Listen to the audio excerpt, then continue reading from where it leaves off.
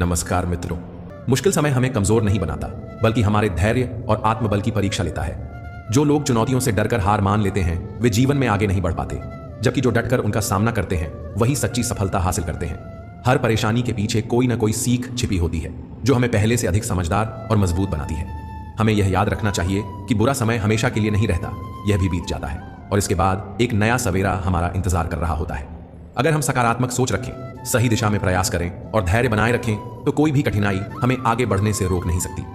श्री कृष्ण ने अर्जुन को यह समझाया कि जो भी मुश्किलें हमारे जीवन में आती हैं वे हमारे साहस, धैर्य और कर्म की परीक्षा लेने के लिए होती हैं। युधिष्ठिर ने कहा, श्री कृष्ण ने जो अर्जुन को सिखाया वह मेरे लिए भी एक मार्गदर्शक है। जब भी मैं किसी संकट में होता हूं तो मैं उनके उपदेशों को याद करता हूं। मुश्किलें हमारे जीवन में केवल अस्थायी हैं। अगर हम अपने मन को शांत रखें और अपने कर्तव्यों पर ध्यान दें तो हम अपने संकटों से पार पा सकते हैं। द्रौपदी ने इस बात को समझा और कहा, यह सच है, अगर मन में हिम्मत हो और भगवान पर विश्वास हो तो कोई भी मुश्किल हमें तोड़ नहीं सकती। जब भी आप मुश्किल समय से गुजरें तो श्री कृष्ण के इन 3 उपदेशों को याद रखें। संकट स्थायी नहीं है, धैर्य और साहस आपका सबसे बड़ा हथियार है। कर्तव्य पर ध्यान दें, फल की चिंता न करें। श्री कृष्ण की यह कथा हमें सिखाती है कि समय कितना भी कठिन हो, मन को स्थिर और मजबूत बनाकर हम हर परेशानी को हरा सकते हैं। श्री कृष्ण कहते हैं, जब तुम कुछ दो तो सोच समझ कर देना, क्योंकि जब तुम वास्तविकता का सामना करते हो तब जान पाते हो कि बहुत से लोग सिर्फ शब्दों से ही तुम्हारे अपने होते हैं। अगर तुम सच में कुछ करना चाहते हो तो अकेले रहना सीखो। कभी कभी अकेलापन वह सुकून देता है जो लोग और रिश्ते नहीं दे सकते। ये दुनिया एक नाटक है और हर इंसान यहाँ डबल रोल अदा करता है। किसी के मीठे बोल हमें हमेशा सच नहीं बताते। किसी के दिल में क्या है ये सिर्फ वही जानता है। भरोसा करो, लेकिन सावधानी से, क्योंकि कभी कभी वही लोग जो तुम्हारे अपने होते हैं तुम्हारी सबसे बड़ी चिंता बन जाते हैं। याद रखना, धोखा मनुष्य से नहीं बल्कि हमारी उम्मीदों से मिलता है। हम उम्मीद करते हैं कि दुनिया वही करेगी जो हम चाहते हैं, लेकिन सच तो यह है कि हमसे पहले ही हमारी उम्मीदें हमें धोखा दे देती हैं। खामोशी कभी समझदारी होती है तो कभी मजबूरी, लेकिन वह दिल को शांति जरूर देती है। जिंदगी में हमें कई लोग मिलते हैं, कुछ हमें फायदा देते हैं जबकि कुछ हमें गिरा देते हैं। फर्क सिर्फ इतना है कि जिनसे हम फायदा उठाते हैं वे हमारे दिमाग में होते हैं और जिनसे हम गिरते हैं वे हमारे दिल में रहते हैं। संत कहते हैं कि जीवन की सच्चाई को समझो। संसार के सारे संयोग हमारे अधीन नहीं हैं, वे कर्म के अधीन हैं और कर्म कब कैसी करवट बदल लें इसका कोई भरोसा नहीं। इसलिए परिस्थितियों का कोई गुमान नहीं करना चाहिए। एक निकम्मे व्यक्ति के जीवन का अंत दूसरों में बुराई ढूंढने में ही होता है। बोलना सीखो, वरना जिंदगी भर सुनना पड़ेगा। तुम भी उतना ही उड़ो जहां से जमीन साफ दिखाई दे। सिर्फ वही लोग तुम्हारी परवाह करते हैं जो तुम्हारे खामोश होने पर भी तुम्हें सुन सके। यकीन मानिए, जो आपको भूल गया है वह भी आपको याद करेगा, बस उसके मतलब का दिन आने दो। अगर आपको भी किसी का दुख देखकर दुख होता है तो समझ लीजिए कि आपकी आत्मा में भगवान का वास है। बस शांति ढूंढिए, जरूरतें कभी पूरी नहीं होती। जिंदगी में सारा झगड़ा ख्वाहिशों का होता है। ना ही दुख किसी को चाहिए, ना ही किसी को कम चाहिए। जिनकी नीयत हमेशा साफ होती है कई बार लोग उनके खिलाफ होते हैं। अगर कोई आपसे तंग आ जाए तो उसे छोड़ देना, क्योंकि बोझ बनने से बेहतर है याद बनकर रहना। झूठ की खरीदारी ज्यादा दिनों तक नहीं चलती। केवल एक सत्य ही है जो अंत तक आपका साथ देता है। अगर जिंदगी आपको मौका देती है और आप धोखा खा जाते हैं तो इसे समझने की कोशिश करें। आज के समय में अगर खुश रहना है तो स्वार्थी बनना ही पड़ेगा। यह हम नहीं, इस दौर की सच्ची हकीकत है। जिसने अपनी समस्याओं पर कदम रखा वह जीत गया। जिसने अपनी समस्याओं को अपने सिर पर ले लिया वह लुट गया। जीवन में हम कई बार बड़ी बड़ी समस्याओं से ऐसे बच जाते हैं मानो कोई है जो हमारा साथ दे रहा है। इसीलिए याद रखिए, जब दुनिया आपका साथ छोड़ देती है अभी कठिन हो, मन को स्थिर और मजबूत बनाकर हम हर परेशानी को हरा सकते हैं। श्री कृष्ण कहते हैं, अगर कल का दिन किसी गलती के कारण दुखद हो तो उसे याद करके आज का दिन बर्बाद न करें। मित्रों, अगर हम सकारात्मक सोच रखें, सही दिशा में प्रयास करें और धैर्य बनाए रखें तो कोई भी कठिनाई हमें आगे बढ़ने से रोक नहीं सकती। जीवन की राह में हम सभी ने कभी ना कभी धोखा खाया है, अपनों से उम्मीद लगाई है और निराश हुए हैं। लेकिन क्या इस निराशा में डूब जाना ही हमारी नियति है, या फिर हमें इससे कुछ सीख लेकर अपने जीवन को एक नई दिशा में ले जाना चाहिए? कठिनाइयां हमें तोड़ने के लिए नहीं बल्कि हमें मजबूत बनाने के लिए आती है। जो इंसान गिरकर फिर से उठता है वही सच्चे मायनों में जीवन जीना सीखता है। एक नगर में एक राजा था। उसके महल में एक बहुत ही सुंदर बाग था। उस बाग में तरह तरह के फूलों के पौधे और अनेक प्रकार के मीठे फलों के पेड़ थे। इसके अलावा उस बाग में सबसे आश्चर्यजनक चीज एक सेब का पेड़ था जिसमें सोने के सेब लगते थे। उस राजा ने उस पेड़ की देखभाल के लिए खास इंतजाम कर रखा था। जब इसके फल पकते थे तो चौकीदार दिन रात उस पेड़ का पहरा देते थे ताकि कोई सोने का सेब चुरा ना सके। लेकिन एक दिन की बात है, जब बाग के माली ने सोने के फल गिने तो उसमें एक सेब गायब था। माली तुरंत दौड़ता हुआ राजा के पास पहुंचा और राजा को सेब के पेड़ पर एक फल कम होने की खबर दी। राजा ने यह बात सुनी तो उसे बड़ा आश्चर्य हुआ कि बाग में उस पेड़ की देखभाल का इंतजाम करने के बाद भी उस पेड़ से फल कैसे चोरी हो गया। राजा ने ऐलान किया कि जिस व्यक्ति ने उस पेड़ का सेब चुराया है उस व्यक्ति को जो भी पकड़ कर लाएगा उसे इनाम दिया जाएगा। राजा के 3 बेटे थे। सबसे बड़ा राजकुमार राजा से कहने लगा, पिताजी, रात को मैं बाग में पहरा दूंगा और चोर को पकड़ने की कोशिश करूंगा। फिर राजा ने अपने बड़े बेटे यानी बड़े राजकुमार को बाग में पहरा देने का आदेश दिया और चोर को पकड़ने की इजाजत दे दी। वह बड़ा राजकुमार रात में पहरा देने लगा, लेकिन 3 घंटे के बाद ही बड़े राजकुमार को नींद आ गई और वह सो गया। सुबह जब वह उठा और उसने फलों को गिना तो वह देखकर चकित रह गया कि रात भर में एक सेब और गायब हो गया। फिर इसके बाद दूसरी रात को मंझले राजकुमार ने पहरा देने का काम संभाला तो उसे भी रात में नींद आ गई और तीसरे दिन भी सेब चोरी हो गया। पेड़ से लगातार फल चोरी होने से वह राजा बड़ा चिंतित था और दरबारी भी समझ नहीं पा रहे थे कि क्या किया जाए। ये सोचते हुए सब उदास बैठे थे। इतने में सबसे छोटा राजकुमार आया और उसने कहा, पिताजी, आज की रात को मैं पहरा दूंगा और चोर को पकड़ लूंगा। राजा सबसे छोटे राजकुमार से खुश नहीं रहते थे। वह छोटे राजकुमार को हमेशा मूर्ख समझते थे। जब छोटा राजकुमार राजा से कहता है, पिताजी, आज रात को मैं पहरा दूंगा और चोर को पकड़ कर लाऊंगा, तो राजा उसे डांटते हुए कहते हैं, तुम क्या समझते हो? क्या तुम्हें इसमें सफलता मिलेगी? बड़े राजकुमार इस काम में असफल हो चुके हैं। अपना काम करो, ये तुम्हारे बस की बात नहीं है। लेकिन छोटा राजकुमार नहीं माना। उसने राजा से प्रार्थना की और बोला, पिताजी, मुझे एक मौका दिया जाए। अंत में राजा राजी हो गया। फिर सबसे छोटा राजकुमार रात में पहरा देने लगा। उसने तय किया कि वह किसी भी हालत में नहीं सोएगा और चोर को जरूर पकड़ेगा। वही जब आधी रात हुई और रात के 12 बजे का समय हुआ तो राजकुमार ने देखा कि एक सुंदर सोने की चिड़िया कहीं से उड़ती हुई आई और सेब के पेड़ पर बैठ गई। फिर उसने देखते देखते सोने का एक फल तोड़कर अपनी चोंच में पकड़ लिया। छोटा राजकुमार जाग रहा था। राजकुमार ने तुरंत अपना धनुष बाण निकाला, निशाना साधा और तीर चला दिया, लेकिन तीर चिड़िया को नहीं लगा। वह पंख फड़फड़ाकर उड़ गई।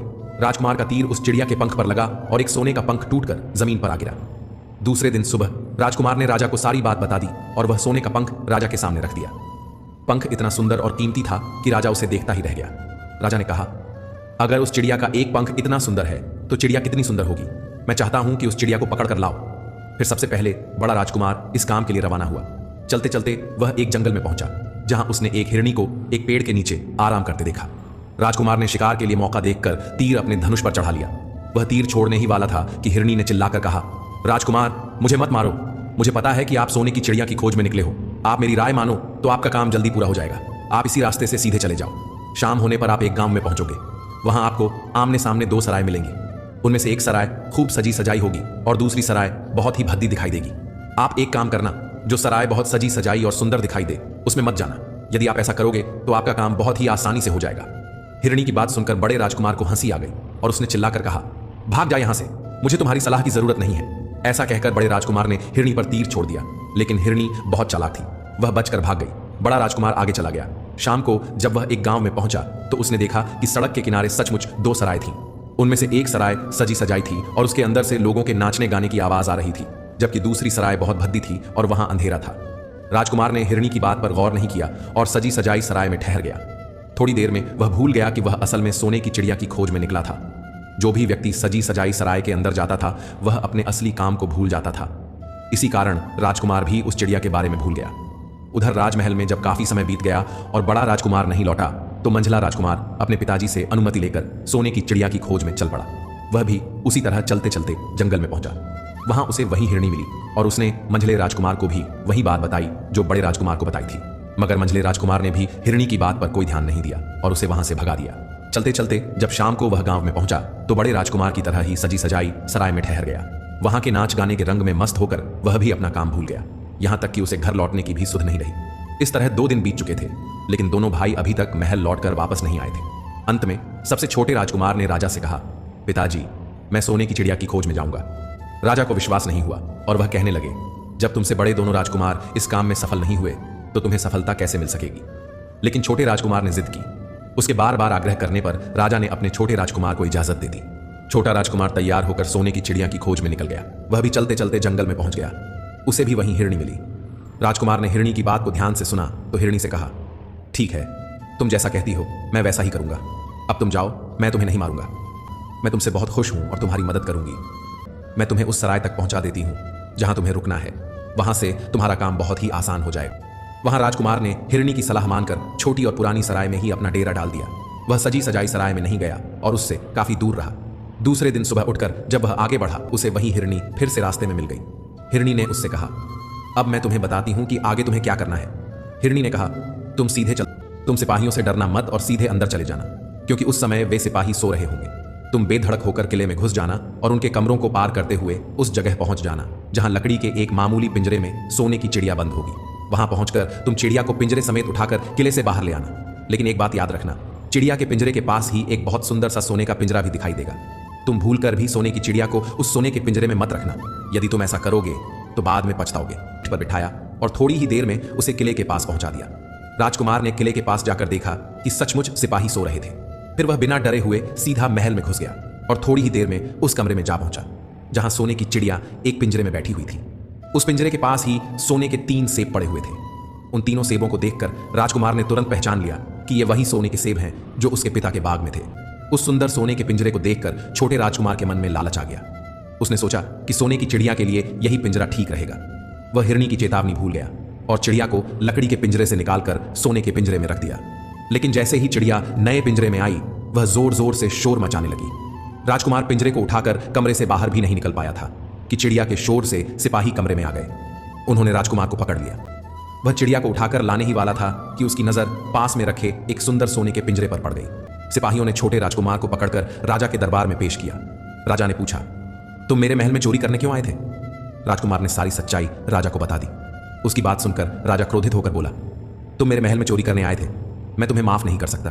तुम्हें फांसी की सजा दी जाएगी, लेकिन मैं तुम्हें एक मौका दे सकता हूं। अगर तुम मेरे लिए सोने का घोड़ा लाकर दो तो मैं न सिर्फ तुम्हें छोड़ दूंगा बल्कि सोने की चिड़िया भी तुम्हें दे दूंगा। अपनी जान बचाने के लिए राजकुमार को राजा की शर्त माननी पड़ी और वह सोने के घोड़े की तलाश में निकल पड़ा। किले के बाहर पहुंचने पर छोटे राजकुमार ने देखा कि हिरनी उसका इंतजार कर रही थी। उसने हिरनी को सारी बातें बताई। हिरनी निराश होकर बोली, अब मैं तुम्हारी कोई मदद नहीं करूंगी। तुमने मेरी बात नहीं मानी। मैंने जैसा कहा था, अगर तुम वैसे ही करते तो इस मुसीबत में न फंसते और सोने की चिड़िया भी तुम्हारे पास होती। राजकुमार बोला, मुझे माफ कर दो, मुझसे गलती हो गई। मेरा काम तुम्हारी सहायता के बिना पूरा नहीं होगा। राजा ने मुझसे सोने का घोड़ा लाने के लिए कहा है, वरना वह मुझे फांसी पर चढ़ा देगा। राजकुमार की बात सुनकर हिरनी कुछ देर चुप रही, फिर बोली, ठीक है, मैं तुम्हें माफ करती हूँ। अब तुम ऐसा करो, मेरी पीठ पर बैठ जाओ। फिर हिरनी ने कहा, अब हम चलेंगे। कुछ दूर जाने पर तुम्हें एक दूसरा किला मिलेगा। उस किले की घुड़साल में तुम्हें सोने का घोड़ा बंधा हुआ मिलेगा। महल के नौकर चाकर सब सो रहे होंगे। तुम चुपचाप जाना और घोड़े को खोल लेना। लेकिन एक बात याद रखना, वहां घोड़े के पास ही घोड़े पर कसने के लिए 2 जीन रखी होंगी। उनमें से एक बहुत पुरानी चमड़े की जीन होगी और दूसरी सोने की जीन होगी। तुम सोने की जीन को छूना भी मत और घोड़े पर पुरानी चमड़े की जीन कसकर सवार हो जाना, फिर उसे दौड़ाते हुए किले से बाहर निकल आना। हिरनी की बात सुनकर छोटे राजकुमार ने वादा किया कि वह ठीक वैसा ही करेगा। फिर हिरनी ने राजकुमार को अपनी पीठ पर बिठाया और कुछ ही देर में किले के पास पहुंचा दिया। किले के पास पहुंचते ही हिरनी ने राजकुमार को उतारा और वहां से चली गई। राजकुमार जल्दी से सीधा किले में घुस गया। अंदर जाकर उसने देखा कि वहां के सभी नौकर चाकर सोए हुए थे। थोड़ी ही देर में वह किले की घुड़साल में पहुंच गया। राजकुमार ने पास जाकर देखा तो वह घोड़ा सचमुच सोने का था। ऐसा सुंदर घोड़ा उसने सपने में भी नहीं देखा था। राजकुमार आगे बढ़कर सोने के घोड़े को खोलने लगा। जब वह बाहर निकलने ही वाला था, तभी उसकी नजर एक कोने में पड़ी सोने की जीन पर पड़ी। वह जीन बहुत ही सुंदर थी। उसमें हीरे मोती जड़े हुए थे। उसके पास ही एक फटी पुरानी चमड़े की जीन पड़ी हुई थी। राजकुमार सोचने लगा कि इतने सुंदर घोड़े पर यह पुरानी चमड़े की जीन कसना उसे शोभा नहीं देगा। यह सोचकर उसने सोने की जीन उठा ली और घोड़े पर कसने लगा। जैसे ही उसने घोड़े की पीठ पर सोने की जीन कसी, घोड़ा जोर जोर से हिनहिनाने लगा। उसकी आवाज सुनकर किले के नौकर चाकर जाग गए और थोड़ी ही देर में सिपाहियों ने राजकुमार को पकड़ लिया। सिपाहियों ने राजकुमार के हाथ बांधकर उसे अपने राजा के सामने पेश किया। राजकुमार ने राजा को सारी बातें बता दी। उसकी बातें सुनकर राजा ने कहा, तुमने मेरे घोड़े को चुराने की कोशिश की है, इसीलिए तुम्हें फांसी की सजा दी जाएगी। लेकिन अगर तुम मेरा एक काम कर दो तो मैं तुम्हें छोड़ सकता हूं। राजकुमार ने कहा, महाराज बताइए, मैं आपका हर काम करने के लिए तैयार हूं। राजा ने कहा, यहां से कुछ ही दूरी पर एक महल है जिसमें एक बहुत सुंदर राजकुमारी रहती है। यदि तुम अपनी जान बचाना चाहते हो, कुछ दूर चलने पर उसे फिर से वही हिरनी मिल गई। पता नहीं उसे सारी बातें कैसे मालूम हो गई। वह कहने लगी, देखा, तुमने इस बार भी मेरी बात नहीं मानी। अगर मेरी बात मान लेते तो इस नई मुसीबत में नहीं फंसते। खैर, मुझे तुम पर दया आ रही है, मैं तुम्हारी मदद फिर करूंगी। चलो, मैं तुम्हें सोने के महल के पास पहुंचा देती हूं।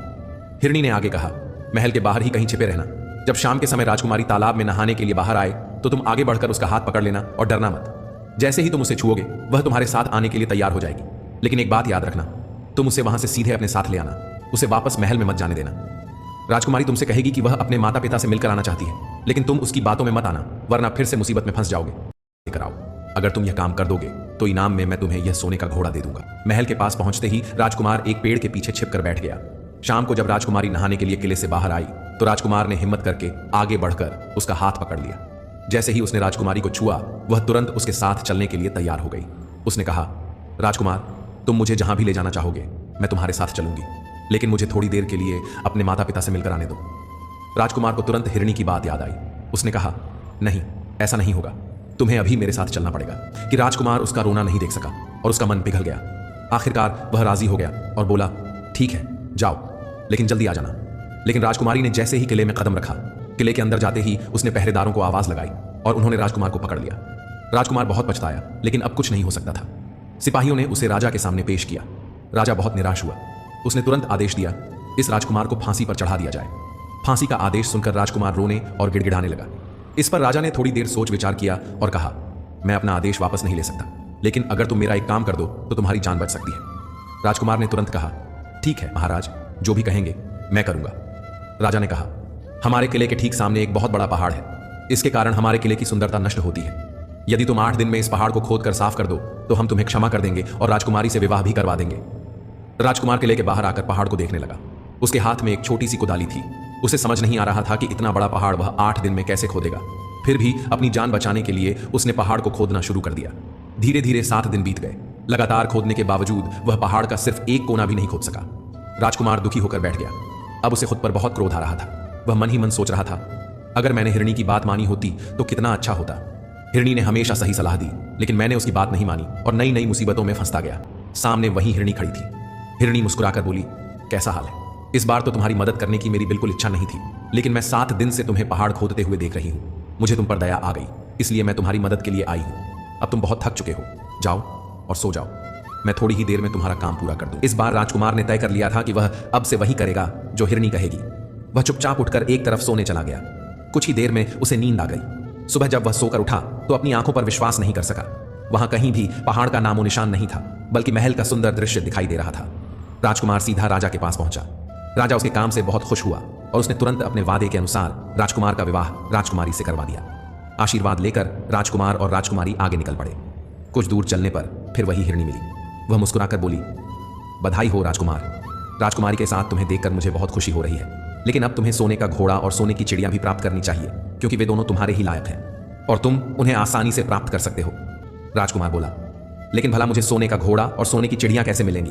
मैं तो इस राजकुमारी को उस राजा के पास लेकर जा रहा हूं जिसने बदले में मेरी जान बख्शी थी। हिरणी बोली, नहीं राजकुमार, तुम ऐसा मत करना। इस राजकुमारी से तुम्हारा विवाह हो चुका है, अब यह सिर्फ तुम्हारी है। अगर तुम मेरे कहे अनुसार काम करो तो तुम्हें सोने का घोड़ा और सोने की चिड़िया भी मिल जाएगी। सबसे पहले इस राजकुमारी को लेकर सोने के घोड़े वाले राजा के पास जाओ। जब वह राजकुमारी को देखेगा तो बहुत खुश होगा और इनाम में तुम्हें सोने का घोड़ा देगा। जब वह तुम्हें घोड़ा दे तो उस पर सवार हो जाना और सभी से विदा लेना। सबसे आखिर में राजकुमारी से विदा लेना। जैसे ही तुम राजकुमारी के पास पहुंचो, उसका हाथ पकड़कर उसे घोड़े पर खींच लेना और घोड़े को तेजी से दौड़ा देना। सोने का घोड़ा इतना तेज दौड़ता है कि दुनिया का कोई भी घोड़ा उसकी बराबरी नहीं कर सकता। पहले यह काम पूरा करो, इसके बाद आगे क्या करना है मैं तुम्हें फिर बताऊंगी। जब तुम घोड़ा और राजकुमारी को लेकर आओगे तो मैं रास्ते में फिर मिलूंगी। राजकुमार ने ठीक वैसा ही किया जैसा हिरणी ने कहा था। वह सीधा सोने के घोड़े वाले राजा के पास पहुंचा। राजा राजकुमारी को देखकर बहुत खुश हुआ और इनाम में राजकुमार को सोने का घोड़ा दे दिया। राजकुमार तुरंत सोने के घोड़े पर सवार हो गया और सबसे विदा लेने लगा। अंत में वह राजकुमारी के पास पहुंचा और जैसे ही उसने राजकुमारी का हाथ पकड़ा, उसे घोड़े पर बैठाकर तेजी से किले से बाहर निकल गया। रास्ते में एक पेड़ के नीचे हिरणी उसका इंतजार कर रही थी। उसे देखते ही हिरणी बोली, बहुत अच्छे, अब तुम सोने की चिड़िया भी प्राप्त कर लो। जब तुम सोने की चिड़िया वाले राजा के पास पहुंचोगे तो वह तुम्हारे घोड़े को देखकर बहुत खुश होगा। तुम उससे कहना, पहले सोने की चिड़िया का पिंजरा मेरे हाथ में दे दो, तब मैं यह घोड़ा तुम्हें दूंगा। जैसे ही वह तुम्हें पिंजरा देगा, उसे अपने हाथ में लेकर तुरंत घोड़े को दौड़ा देना। बस ऐसे ही तुम्हें सोने की चिड़िया मिल जाएगी और कोई भी तुम्हें पकड़ नहीं सकेगा। इस बार भी राजकुमार ने ठीक वैसा ही किया जैसा हिरणी ने बताया था। वह राजकुमारी के साथ घोड़े पर बैठा रहा। जब सोने की चिड़िया वाले राजा ने उससे सोने का घोड़ा मांगा तो राजकुमार ने कहा, पहले सोने की चिड़िया का पिंजरा मुझे दीजिए। राजा मान गया और उसने राजकुमार के हाथ में सोने की चिड़िया का पिंजरा दे दिया। राजकुमार ने तुरंत घोड़े को तेजी से दौड़ा दिया। कुछ दूर चलने के बाद फिर से हिरणी उसे रास्ते में मिल गई। राजकुमार ने उससे कहा, तुमने मेरी बहुत बड़ी मदद की है। तुम्हारी वजह से मुझे न सिर्फ सोने की चिड़िया मिली, बल्कि सोने का घोड़ा और इतनी सुंदर राजकुमारी भी मिल गई। बताओ मैं तुम्हें क्या इनाम दूं? मैं तुम्हें कुछ न कुछ देना चाहता हूं। राजकुमार की बात सुनकर हिरणी कहने लगी, अगर तुम खुश हो तो मेरा एक काम कर दो, तुम मुझ पर एक तीर चलाकर मुझे मार दो। इस समय यही सबसे बड़ा काम तुम मेरे लिए कर सकते हो। हिरणी की बात सुनकर राजकुमार कहने लगा, भला ऐसा कैसे हो सकता है? तुमने मेरी इतनी मदद की है और मैं बदले में तुम्हें मार दूं? ऐसा कभी नहीं कर सकता। यह सुनकर हिरणी बहुत दुखी हुई और बोली, अगर तुम मेरा यह काम नहीं कर सकते हो तो फिर ठीक है, जाओ। लेकिन जाने से पहले तुम्हारी भलाई के लिए मैं तुम्हें 2 बातें बता रही हूं, हमेशा ध्यान रखना। पहली बात तो यह है कि कभी भी किसी भी कुएं की दीवार पर मत बैठना, और दूसरी बात यह कि ऐसे लोगों के लिए कभी धन खर्च मत करना जिन्हें फांसी मिलने वाली हो। हिरनी की बात सुनकर राजकुमार बोला, तुम भी अजीब हो, तुम्हारी बातें मेरी समझ में नहीं आती। भला मैं कभी कुएं की दीवार पर क्यों बैठूंगा और ऐसे आदमियों पर धन खर्च क्यों करूंगा जिन्हें फांसी दी जाने वाली हो। लेकिन हिरनी ने उसकी बात का कोई जवाब नहीं दिया और अलविदा कहकर वहां से चली गई। हिरनी के चले जाने के बाद राजकुमार सोने का घोड़ा लेकर आगे बढ़ा। राजकुमारी उसके साथ बैठी थी और सोने की चिड़िया का पिंजरा भी उसके हाथ में था। कुछ ही देर में वह उस छोटे गांव में जा पहुंचा जहां वे दोनों पहले ठहरे थे। गांव के लोग, खासतौर से बच्चे, उसे देखने के लिए बाहर निकल आए। सोने के घोड़े पर बैठा एक सुंदर राजकुमार और उसके साथ इतनी सुंदर राजकुमारी को देखकर सभी सराय वाले चकित रह गए। इतने में ही राजकुमार ने देखा कि गांव के बगीचे में बहुत से लोग जमा हैं और शोर हो रहा है। राजकुमार ने पूछा तो लोगों ने बताया कि वहां 2 आदमियों को फांसी देने की तैयारी हो रही है। यह सुनकर वह उधर चल पड़ा। वहां पहुंचने पर उसने देखा कि वे 2 आदमी और कोई नहीं बल्कि उसके सगे बड़े भाई थे। वे सजी सजाई सराय में पहुंचकर अपनी सुध बुद्ध खो बैठे थे। तरह तरह के बुरे काम करते थे और जुआ खेलते थे। जुए में बहुत सारा धन हार चुके थे और लोगों से बहुत सा रुपया उधार ले लिया था। इन्हीं सब बातों से तंग आकर गांव वाले उन्हें फांसी पर चढ़ाने जा रहे थे। भाई आखिर भाई होता है। छोटा राजकुमार यह कैसे होने देता। उसने अपने बड़े भाइयों को बचाने के लिए लोगों से कहा, मुझसे रुपया ले लो और इन्हें छोड़ दो। उसके बहुत विनती करने पर लोग राजी हो गए और उन्होंने उन दोनों को रिहा कर दिया। इसके बाद राजकुमार अपने भाइयों को छोड़कर अपने महल की ओर चल दिया। आगे कुछ दूर चलने पर जंगल में एक कुआं दिखाई दिया। राजकुमार कुछ सोचकर राजकुमारी से बोला, हम कुछ देर के लिए इस कुएं के पास आराम कर लेते हैं। ठंडा पानी पीने के बाद हम आगे के लिए प्रस्थान करेंगे। राजकुमारी उसकी बात मान गई, लेकिन राजकुमार हिरनी की दोनों बातों को भूल चुका था। पहली यह कि कभी भी घोड़े से उतरकर कुएं की दीवार पर मत बैठना, और दूसरी यह कि कभी भी ऐसे आदमियों की मदद मत करना जिन्हें फांसी लगने वाली हो। जैसे ही छोटा राजकुमार राजकुमारी के साथ पानी पीकर कुएं की दीवार पर बैठा, उसके दोनों बड़े भाई वहां आ गए। वे जलने लगे। इसे तो सुंदर राजकुमारी मिल गई, इतना सारा धन भी मिल गया। पिताजी भी इसकी बुद्धिमानी की प्रशंसा करेंगे। इसकी घर में इज्जत बढ़ जाएगी। कल तक जिसे मूर्ख समझा जाता था वही आज बुद्धिमान माना जाएगा। ईर्ष्या के कारण दोनों भाइयों ने आपस में सलाह की और मौके का फायदा उठाकर छोटे भाई को कुएं में धकेल दिया। इसके बाद वे सोने का घोड़ा लेकर उस पर राजकुमारी को बिठाकर सोने की चिड़िया का पिंजरा उठाकर वहां से चलते बने। इस तरह धन और राजकुमारी के लालच में आकर उन्होंने अपने छोटे भाई को मौत के मुंह में धकेल दिया। कुछ ही देर में दोनों बड़े राजकुमार अपने राज्य में लौट आए और राजा से बोले, हम सोने की चिड़िया को पकड़ कर लाए हैं। इसी चिड़िया ने हमारे बाग से सोने के सेब चुराए थे। यह सोने का घोड़ा और यह राजकुमारी भी हम लाए हैं। यह सब देखकर राजा बहुत खुश हुआ। पूरे राज्य में जश्न मनाया जाने लगा। लेकिन राजकुमारी खुश नहीं थी, वह रो रही थी और उसने खाना पीना तक छोड़ दिया। राजा ने बहुत कोशिश की, लेकिन न तो राजकुमारी खुश हुई, न घोड़ा और न ही चिड़िया। उधर छोटा राजकुमार कुएं में गिर गया था, लेकिन वह मरा नहीं था। कुआं बहुत गहरा था, लेकिन उसमें पानी बहुत कम था। जब राजकुमार को हिरणी की बात याद आई तो वह पछताने लगा और सोचने लगा, अगर मैंने हिरणी का कहा मान लिया होता, घोड़े से उतरकर इस कुएं की दीवार पर नहीं बैठता और अपने दोनों लालची भाइयों की मदद न की होती, तो शायद आज मैं इस कुएं में न पड़ा होता। जैसे ही राजकुमार ने हिरणी को पुनः याद किया, वह कुएं के पास आ पहुंची और बोली, देखा राजकुमार, मैंने पहले ही तुम्हें समझाया था कि कभी भी किसी कुएं की दीवार पर मत बैठना और ऐसे आदमियों की मदद मत करना जिन्हें फांसी दी जाने वाली हो, लेकिन तुम नहीं माने। खैर चलो, अब आखिरी बार मैं फिर तुम्हारी मदद कर देती हूं। तुम मेरी पूंछ पकड़कर कुएं से बाहर निकलो। यह कहकर हिरनी ने अपनी पूंछ कुएं में लटका दी। देखते ही देखते उसकी पूंछ इतनी लंबी हो गई कि वह कुएं के अंदर पड़े राजकुमार तक पहुंच गई। राजकुमार ने पूंछ को मजबूती से पकड़ा और उसके सहारे कुएं से बाहर निकल आया। बाहर आने के बाद हिरनी ने उससे कहा, अब तुम अपने घर जाओ, लेकिन जरा होशियार रहना। तुम्हारे भाई तुम्हारी जान के दुश्मन हैं, वे निश्चित रूप से तुम्हें मार देंगे। राजकुमार ने हिरनी को धन्यवाद दिया और अपने घर की ओर चल पड़ा। अपने राज्य में पहुंचने पर उसे एक भिखारी मिला। उसने अपने सुंदर कपड़े भिखारी को दान में दे दिए और उसके फटे पुराने कपड़े पहन लिए। इस तरह भेष बदलकर छोटा राजकुमार अपने किले में पहुंचा। जैसे ही वह किले में पहुंचा, एक आश्चर्यजनक बात हुई। सोने का घोड़ा खुशी से नाचने लगा और दाना खाने लगा। सोने की चिड़िया अपने पिंजरे में खुशी से फुदकने लगी और गाने लगी। राजकुमारी ने भी अपने आंसू पोंछ लिए और खुश दिखाई देने लगी। इतना सब होने के बावजूद राजा की समझ में कुछ नहीं आया। उसने राजकुमारी से इस खुशी का कारण पूछा। तब राजकुमारी ने कहा, मैंने पहले ही आपको सारी कहानी बता दी थी। आपके बड़े और मझले राजकुमार ने छोटे राजकुमार के साथ धोखा किया है।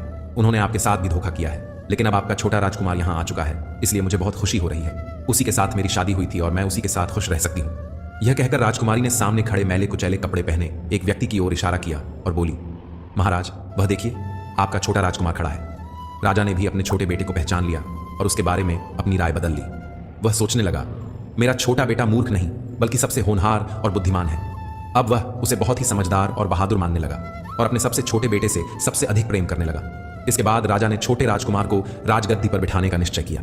इसके बाद राजा ने दोनों बड़े राजकुमारों को राज्य से हमेशा के लिए निकाल दिया और बड़ी धूमधाम से छोटे राजकुमार का राजकुमारी के साथ विवाह कर दिया। अब छोटा राजकुमार और राजकुमारी खुशी खुशी अपने महल में रहने लगे। मित्रों, धन के लोभ में आकर व्यक्ति भाई जैसे पवित्र रिश्ते को भूल जाता है और धनवान बनने के चक्कर में भाई की हत्या तक कर देता है।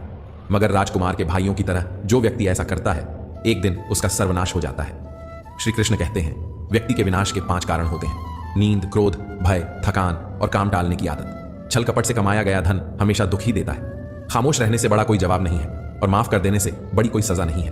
अपने जीवन की समस्याओं को किसी के साथ साझा न करें, क्योंकि ज्यादातर लोगों को उनकी परवाह नहीं होती और बाकी लोग इस बात से खुश होते हैं कि आपके जीवन में यह समस्याएं